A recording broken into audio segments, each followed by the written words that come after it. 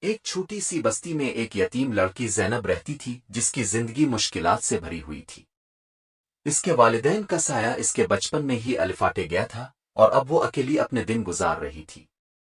بستی کے لوگ اس پر رحم تو کرتے تھے لیکن کوئی اس کی مدد کو آگے نہ آیا۔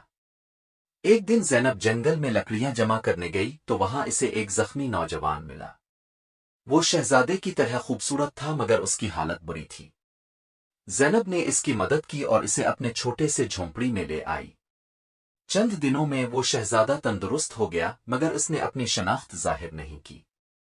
زینب کو پتہ نہیں تھا کہ وہ دراصل پڑوسی سلطنت کا شہزادہ ہے جو دشمنوں سے بچ کر یہاں پہنچا تھا۔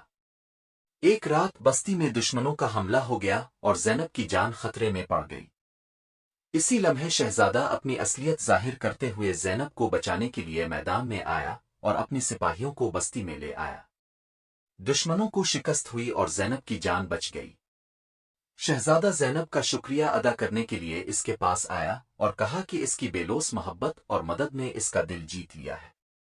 چند دنوں بعد شہزادے نے زینب سے شادی کی اور اسے اپنے ساتھ اپنے محل لے گیا۔ یوں زینب کی زندگی مکمل طور پر بدل گئی اور وہ ایک معمولی یتیم سے سلطنت کی ملکہ بن گئی۔